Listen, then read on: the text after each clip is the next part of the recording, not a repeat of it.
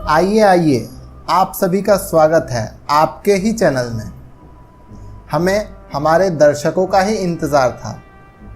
Screen पर दिख रहे 3 महानुभावों को तो सारा देश जानता है, पर इनके द्वारा किए गए काले कारनामों को क्या देश जानता है? अच्छा, आप भी नहीं जानते कि इन तीनों ने क्या किया है? इसीलिए हम यह वीडियो आप सभी के बीच लाए हैं। ये लोग जो दूसरों से सवाल पूछते हैं, आज खुद ही सवालों के घेरे में हैं। क्या कहा? आपको विश्वास नहीं हो रहा? तो आइए देखते हैं चित्रा मैडम का एक वीडियो। मैडम रुको। आज तक की चित्रा त्रिपाठी है मैम।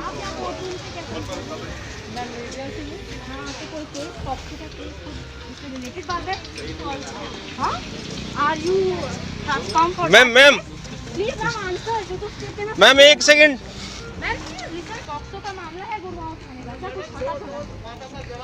बातें तो करिए ना, इतनी बड़ी बड़ी बातें करती हैं। Chitra ma'am please.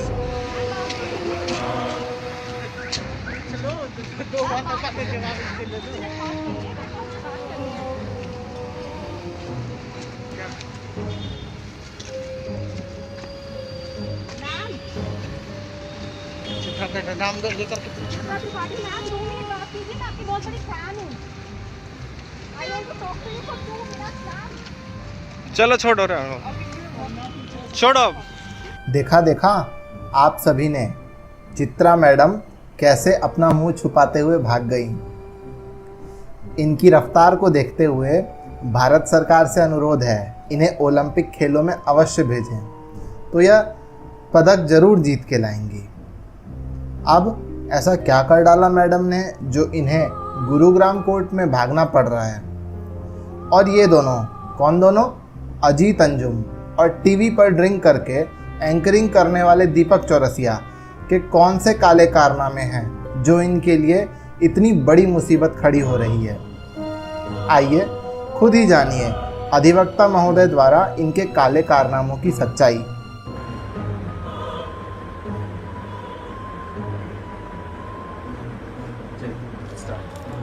नमस्कार धर्मेंद्र सर। आज हमने देखा है कि गुड़गांव कोर्ट में आज अजीत अंजुम, चित्रा त्रिपाठी, ये सब जो थे आज किसी केस के विषय में प्रस्तुत हुए थे।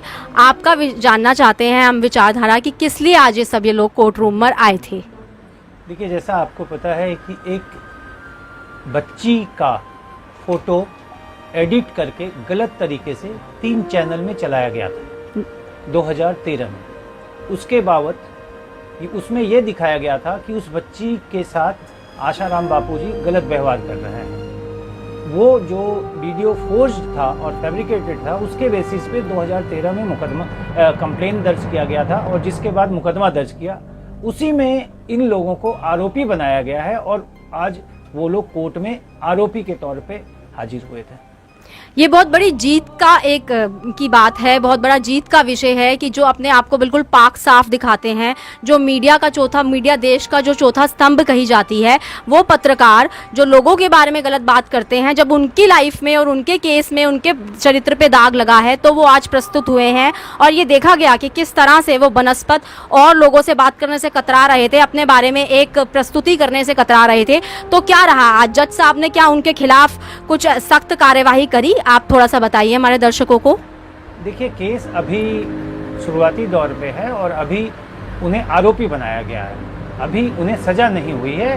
तो उसमें अभी पूरे ट्रायल के बाद कोर्ट डिसाइड करेगी कि उन्हें क्या करना है। तो आज केवल आरोपी के तौर पे आए हैं और उसी में जज साहब ने सबको जिनकी हाजिरी हुई उनकी हाजिरी लगाई, बाकियों की तरफ से जो नहीं आए थे उनको आने के लिए कहा।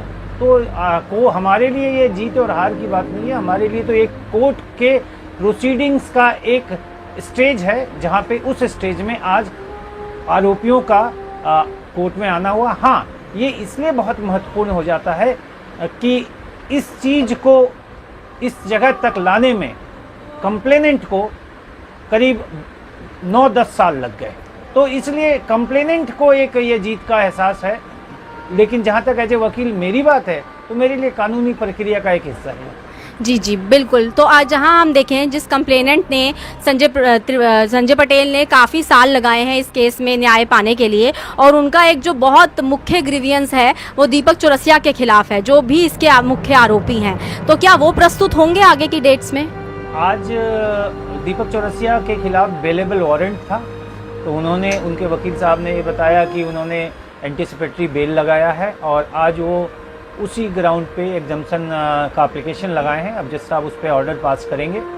और रही बात की कंप्लेनेंट संजय पटेल जी के मेहनत की बात है, तो हाँ, उन्होंने इस केस को इस मुकाम तक लाने के लिए बहुत अलग अलग चरणों में और बहुत कोर्टों पे, सुप्रीम कोर्ट तक मामला को लड़ते हुए, जहाँ पे पुलिस इसमें कुछ कार्रवाई नहीं कर रही थी, क्लोजर रिपोर्ट तक दर्ज कर दिया था। तो उनके मेहनत के चलते ही ये केस आज इस स्थिति में है। और जो जो लोग इसको, केस को पिछले 9 साल से मेहनत करके, आज उनके उन सारे मेहनत का ये असर है कि आज ये केस एक ट्रायल की तरफ जा रहा है। और उसका आज पहला चरण था कि आरोपियों का कोर्ट में आना शुरू हुआ। सभी का नाम बता दीजिए, कौन कौन थे, किसके नाम से वारंट है और किसके नाम से कंप्लेंट है? देखिए, आज का ऑर्डर तो अभी पास होगा, लेकिन आज की डेट के लिए वारंट, अवेलेबल वारंट दीपक चौरसिया के खिलाफ था। कुल इसमें 8 मुलजिम अभी तक हैं। मुलजिमों का नाम बता चित्रा त्रिपाठी, दीपक चौरसिया, अजीत अंजुम, अभिनव, सोहेल, राशिद, ललित कुमार और एक है सुनील दत्त। तो न्याय की प्रक्रिया में आज का दिन बहुत बड़ी तरह से देखा जाना चाहिए, क्योंकि जो एक कहा जाता है कि भारत में जो न्याय है वो रसूखदारों का गुलाम है। बड़े बड़े जब नाम आते हैं तो कहीं न्याय छुप जाता है पीछे। हमने ये देखा है, चाहे बड़े बड़े केसेस, सलमान खान, बड़े बड़े नाम हैं, मैं नाम नहीं लूँगी, लेकिन कहीं ना कहीं वो न्याय पीछे जाके छुप जाता है। और जो न्याय की परिभाषा लागू होती है वो सिर्फ और सिर्फ लोअर मिडिल क्लास और मिडिल क्लास के लिए यूज़ होती है। आज बहुत अच्छा लगा कि कहीं ना कहीं न्याय है, कानून व्यवस्था है। तभी अगर इन पर आग भी लगी है, बिना चिंगारी की आग नहीं होती, अगर वो भी लगी है तो ये लोग आए हैं। ये आपका परिणाम है आपके अथक प्रयासों का। बहुत धन्यवाद देना चाहूँगी जितने भी यहाँ पर वकील बैठे हैं, उन्होंने भरसक प्रयास किया है। 8 साल तक वो लगे रहे हैं और अब हम उम्मीद करते हैं कि अगली ईयरिंग में दीपक चौरसिया भी आए, क्योंकि अगर उस बच्ची के साथ जो भी गलत हुआ है, 8 साल की जो बड़ी लंबी लड़ाई है, उसमें उसको ज़रूर न्याय मिले। और हम आपसे यही उम्मीद करते हैं और आपका बहुत बहुत धन्यवाद देते हैं। देखिए, एक कहावत है जो कहा जाता है, न्याय की चक्की धीरे चलती है लेकिन बहुत महीन पीसती है। तो उसी पे विश्वास करते हुए बेशक चीजें धीरे चली है, लेकिन न्याय होगा।